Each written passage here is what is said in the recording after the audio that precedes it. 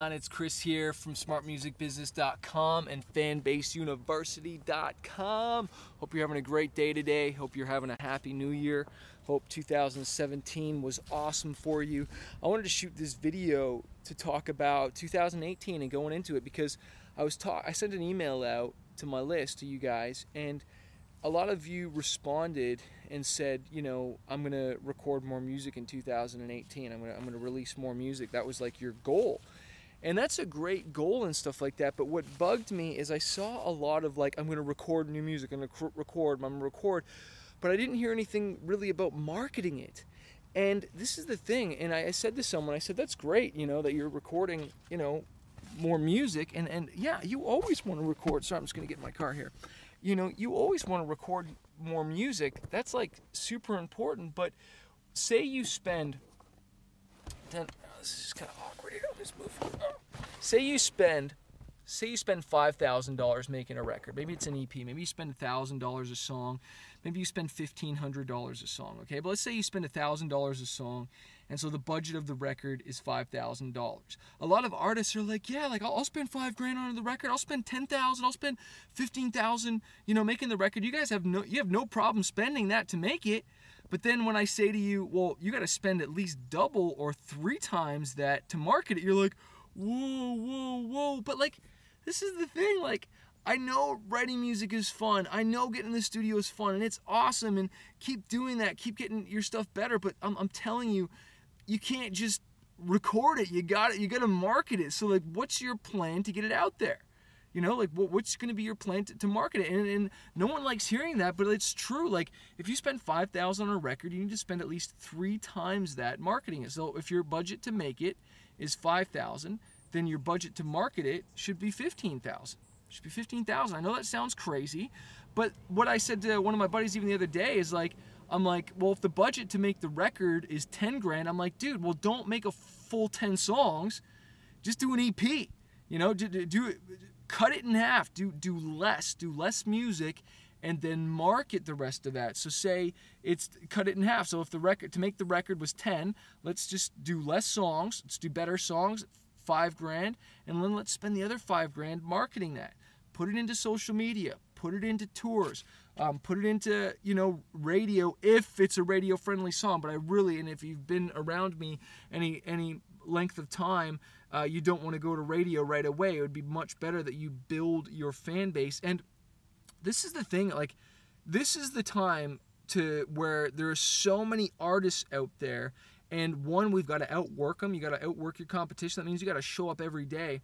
And one thing I just want to encourage you to try doing every day, and I'm going to be doing this every day on Smart Music Business because I just really want to give back to you guys this year. I'm going to try and show up every day here and give you guys something valuable. But if you want to get better at performing, get better doing what I'm doing. You can't see it, but I'm holding my cell phone and I'm talking. And sometimes I'll do this and I'll perform and I'll sing, and you know, like very comfortably I could start singing one of my songs like, I wanna be a fire starter, you can help me if you wanna, we can spread and make the whole, like, I'm very comfortable in my own skin. I've been skateboarding, and so I'm a little raspy, but the fact that my confidence is through the roof, that is something that you want to develop this year in 2018. It is a skill that will help you for when you hit that stage, when you hit that open mic, when you do decide to do a YouTube live, a Facebook live, or maybe even a stage it. And I want to ask, I see everyone on here right now, if you got questions, post a question. But one of the things I was saying in the email, and if you're not on my list, get on my list. Go to smartmusicbusiness.com and join the list there so that I can send you even more stuff. But I said, like, what risks are you going to take this year in 2018? What risk are you going to take? Or are you going to just keep doing the same thing? You know, do you want 2018 to look like 2017, or do you want it to be different? Because if you want it to be different, you got to do something different. And the definition of insanity is to do the same thing over and over again and expect different results. So if you want different results, what are you going to do differently this year? You know, one of the things that I'm really challenging myself to do, like we've done I've done over 1,000 shows. I'm on tour right now, and we're about to do a 9-show tour, and then we got some other festivals booked this year. But one thing I have never done, and I've wanted to do this, and if you've done this, let me know how it went. But I want to do a Stage It live. If you go to stageit.com, you can do a live concert, and you can sell tickets to it and do an online performance.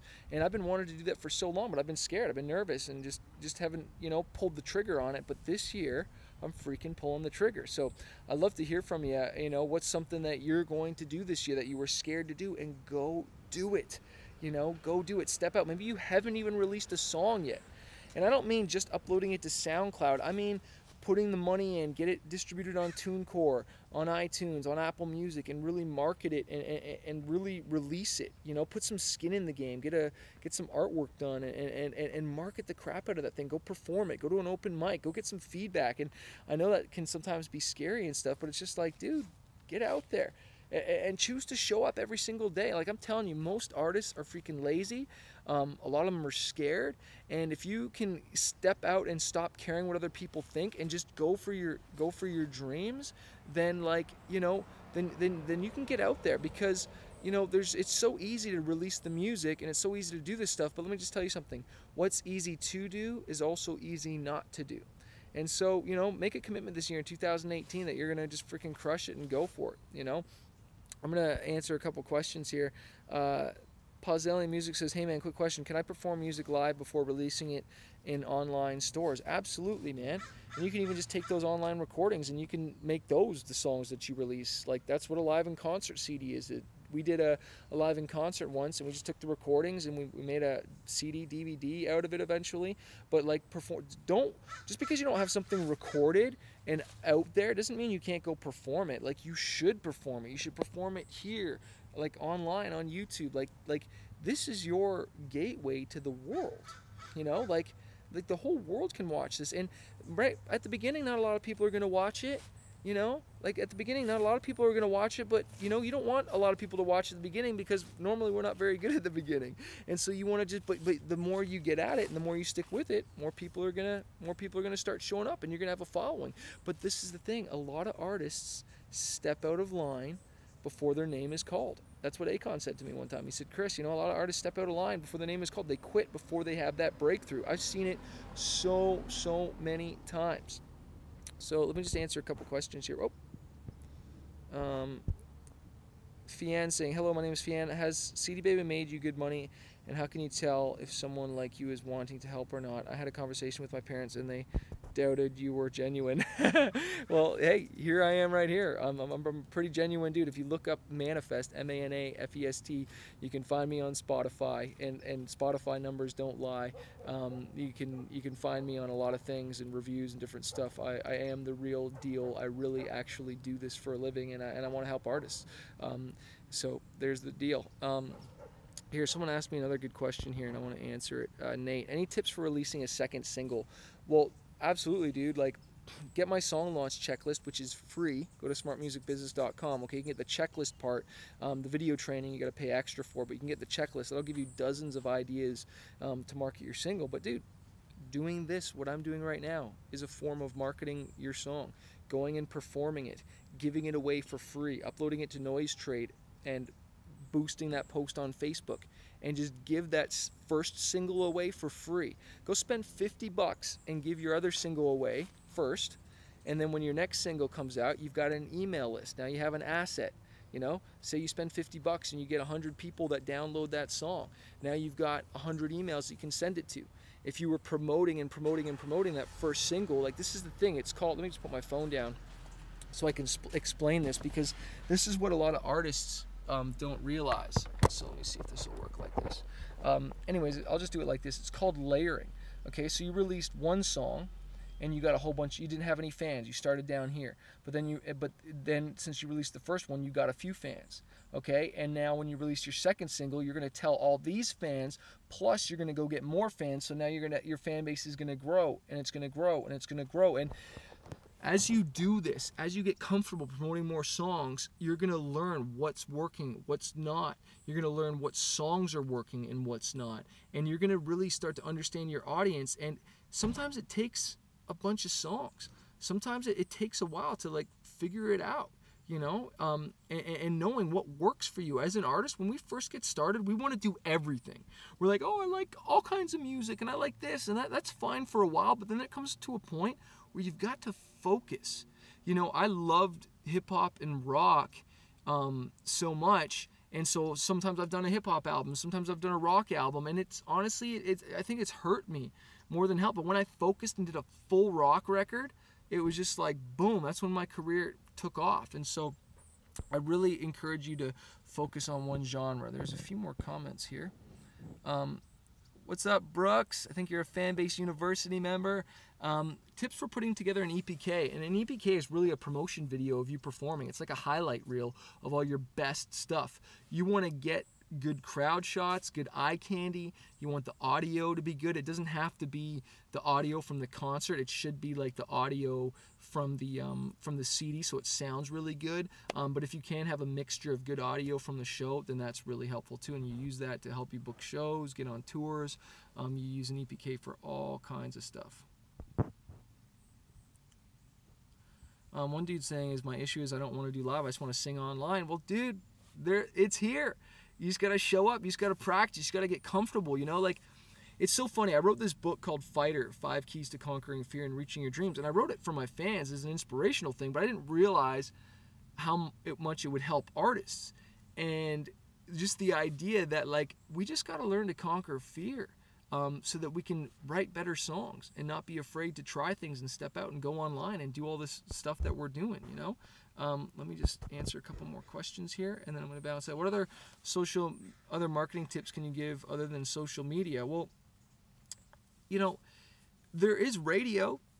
You know, like, the reason I like social media so much is because it's free, and it's the cheapest, and it's the best ROI.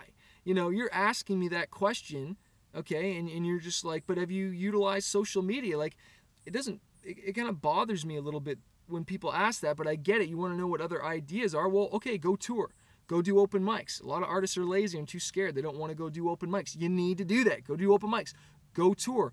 Even if it's an investment and you lose money the first time, you know, but if you do it right, you can make money and get sponsorships, okay? So those are the two. Like, some labels won't even sign an artist unless they are going to tour, because the right tours can really sell records, but now you don't even have to. Again, you can waste a lot of money and risk a lot of money, like the casino on radio or a publicist, but I'm telling you, social media is your best bet. It's just so easy. Like, you know, on this next tour, we might perform for 200 to 500 people a night. I can do that online to thousands by just, like, performing and boosting a post and getting my music. But this is the thing, like, you know, it's not as powerful as live. Like, if I had the choice to perform for 14,000 people online or 14,000 people in person, you better believe I'd take the 14,000 people in person. Heck, I would rather take 14,000 people live than 50,000 people online. So, you know, the live aspect is just like 10x. You know, it's just like the difference between me building a relationship with you right now. Like, you're seeing me on video. If you didn't see me and you couldn't see me and you could just hear me, there's not as much of a relationship. But when I do this, you can now see me, and so there's just that more of a connection, right? So that's the difference between, you know, online video as opposed to them seeing you live. If you have not joined my membership yet, man, go to Fanbase University, where I do monthly coaching one-on-one with you. I'm going to be opening up my mastermind this month to work one-on-one with me. It's my inner circle. There's only 5 spots. It's not cheap. I really suggest you join Fanbase University first. That's only $10 for the first month. Just go to fanbaseuniversity.com or click the link below this video. But, you know, just keep educating yourself. You know, there's no magic pill. I sell courses and memberships and all that stuff. But, you know, it's not just going to be that. That's going to help you. That'll help you move you forward because you'll have some skin in the game. But it's going to be your education and then your action. Then you learn more, then you act, and you act upon this stuff. That's what fuels success, is taking massive, hardcore action. And so, you know, I believe in you. I think this is going to be an awesome year. There's never been a better time for you to get your music out there. I'm going to answer one more question, and then I'm going to get going. And, you know, grab a pad and pen. Write down your goals this year for just crushing it and going for it. Here's Nate. He says, I have a demo and sounds like a ready track. Is it smart releasing it? Should I wait and fully record it to make it sound even better? Nate, you know, some people, what a lot of artists are doing, especially in the hip-hop genre, are just uploading songs like really rough on SoundCloud and testing them out. Like some dudes are just doing it like every week or every other week, and the ones that really hit and take off, they get those mixed and really professionally done, and then they upload them to Spotify and to iTunes. But you just want to be careful at that, because like you only get one chance on making a first impression.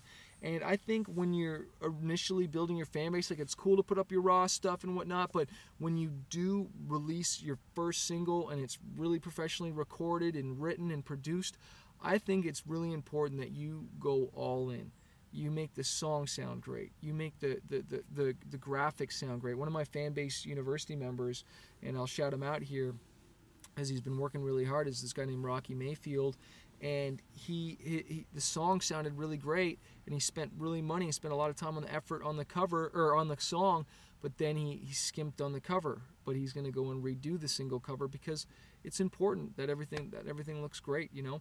But again, sometimes, unfortunately, it's not even always about the music. It's about the personality and you hanging out with people, just like what I'm doing with you right now, hanging out with your fans, and just whatever you're about, you know, the personality wins.